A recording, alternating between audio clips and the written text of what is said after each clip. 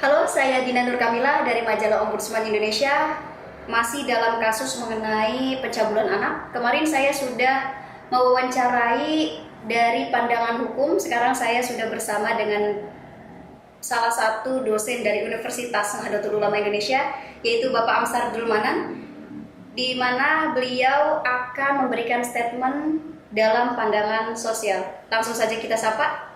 Halo Bapak. Halo, Assalamualaikum warahmatullahi wabarakatuh. Waalaikumsalam warahmatullahi wabarakatuh. Selamat sore Bapak. Selamat sore. Terima kasih atas waktunya untuk kami.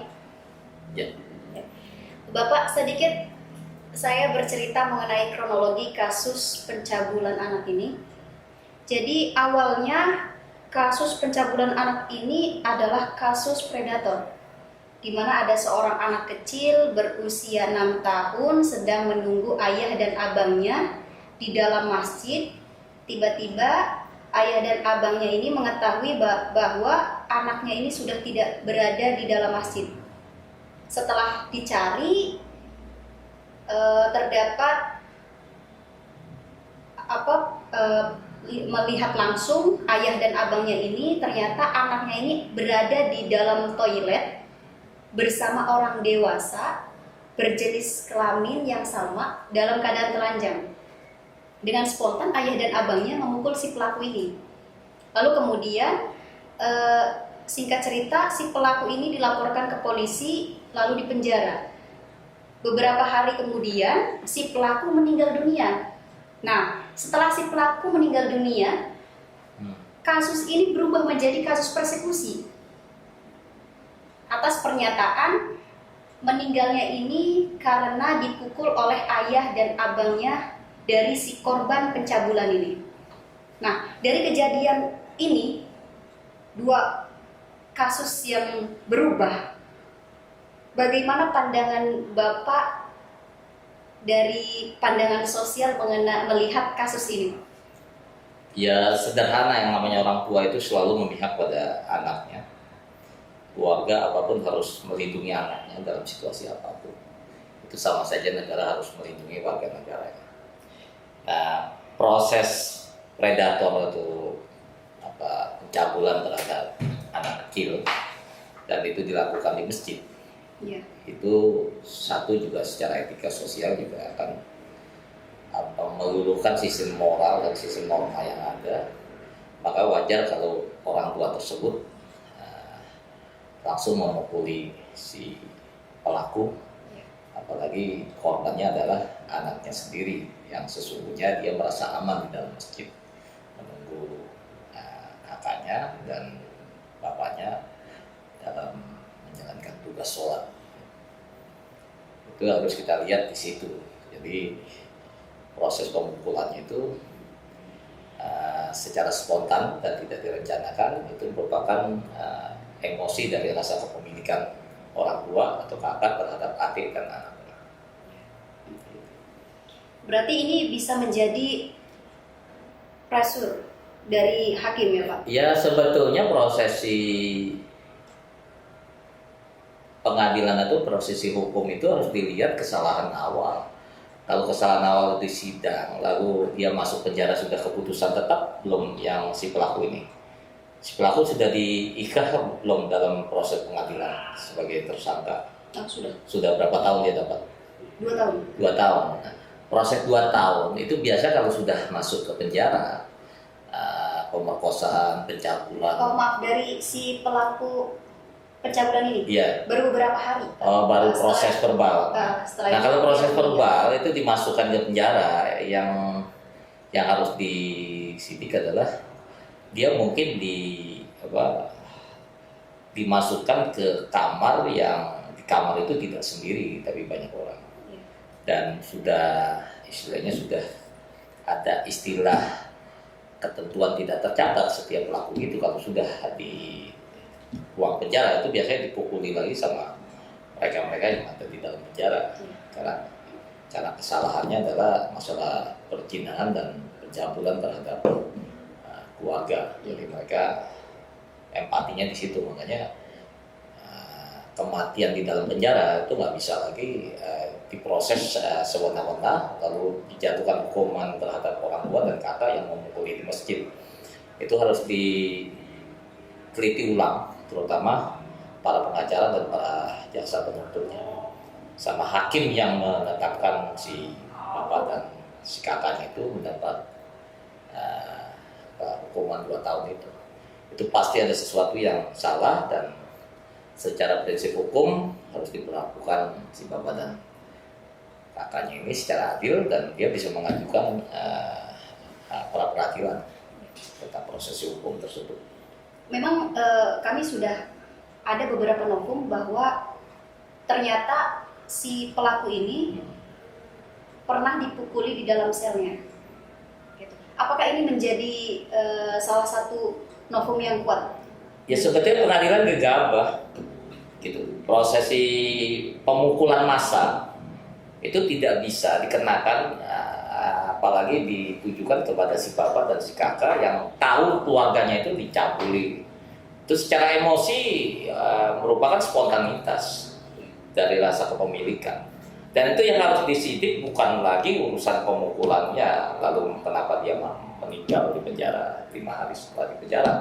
Tapi kenapa proses penetapan terhadap bapak dan orang tua itu bisa terjadi? Itu ada proses jual beli pengadilan, dan itu harus dibongkar sebagai substansi dari proses ketidakadilan yang dilakukan oleh masyarakat atas nama ketidakberdayaan hukum dan diskriminasi di depan hukum. Bapak, ini pertanyaan terakhir, bagaimana mungkin ada motivasi atau saran dari Bapak mengenai kasus ini dari pandangan sosial untuk sahabat-sahabat Ombudsman? Ya harus dibela, itu dibela. Dan kalau tidak ada yang membelanya, saya juga siap sebagai non litigasi dengan beberapa pengacara yang ada. Ini proses hukum yang tidak benar dalam situasi di mana pola perkembangan hukum di Indonesia memang harus direformasi.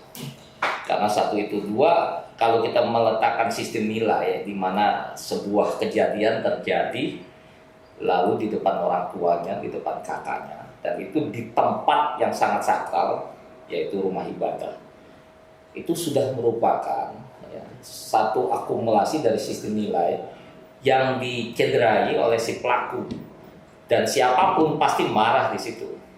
Karena itu semacam sistem nilai yang akhirnya memaksa orang menyesuaikan terhadap sistem nilai tersebut, sehingga tindakan-tindakannya itu tidak mencederai atau tidak meminimalisir dalam sebuah persepsi yang sangat gampang untuk disalahgunakan.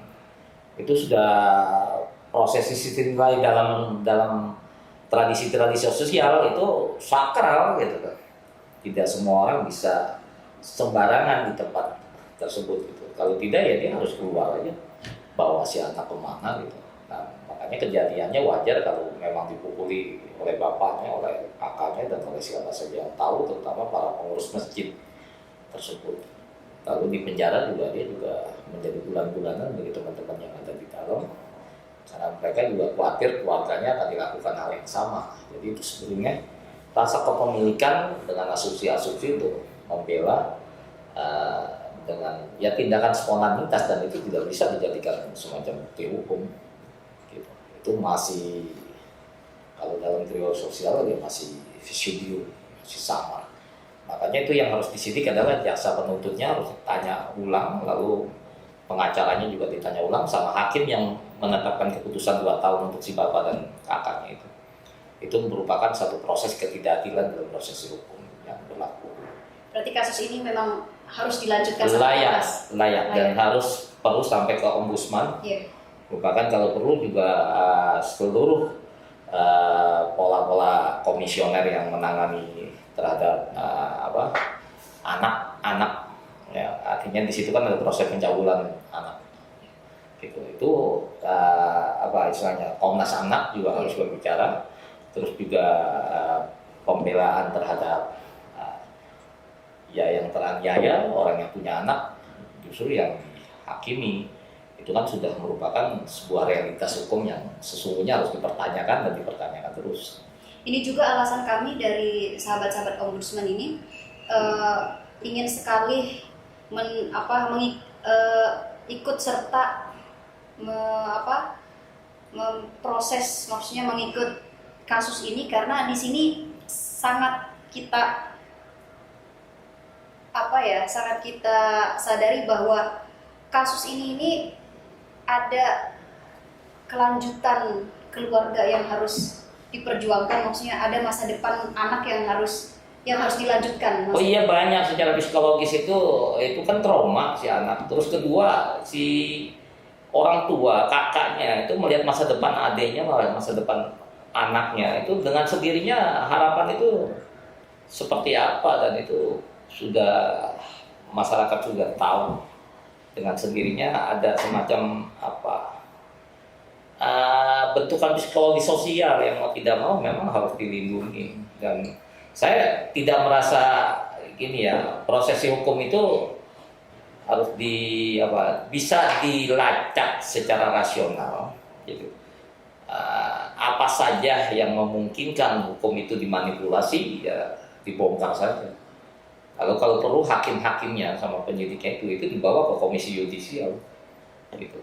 Ada proses sisi di mana sesungguhnya Republik ini harus meletakkan sebuah perubahan untuk menjadi lebih baik, tapi realitasnya mereka mengambil sebuah proses hukum itu berdasarkan pada kepentingan siapa yang harus dimenangkan, tapi tidak berbicara pada kasus dan proses peradilan atas hak-hak yang harus dilindungi sebagai kepemilikan hak untuk setiap warga negara diberlakukan secara adil di depan hukum, tidak didiskriminasi. Berarti kasus ini benar kayak harus dilanjutkan, sepertinya ada kesalahan. Ya lanjutkan saja sebagai perubahan hukum. Jadi hukum itu tidak statis berdasarkan pada kepentingan vested interest dari orang-orang tertentu. Tapi hukum harus diletakkan sebagai sesuatu yang memang bisa berbicara atas makna, di mana langit runtuh, hukum memang harus ditegakkan. Dan prinsip hukum adalah prinsip moral dan prinsip nilai. Sehingga sistem nilai sosial itu harus dibangun berdasarkan satu prinsip kebijaksanaan, dan kebijaksanaan itu harus ditetapkan berdasarkan sebuah prinsip perundang-undangan. Jadi perundang-undangan merupakan realitas dari pelaksanaan para pelaku-pelaku pidana. Salah satunya adalah kepengacaraan, jaksa penuntut, dan hakim yang menentukan. Sehingga ketika palu itu diketok, itu dengan kebijakan nurani, bukan berdasarkan rasionalitas atas transaksi di atas meja. Kira-kira itu yang bisa saya sampaikan. Baik, terima kasih Bapak atas waktunya untuk kami. Ya, jalan saja. Pokoknya kami di atas nama universitas akan berada bersama kalian untuk memperbaiki tentang situasi sosial yang ada di Republik ini. Terima kasih Bapak sudah memberikan statement untuk kami. Ya. Terima kasih banyak. Oke, terima kasih.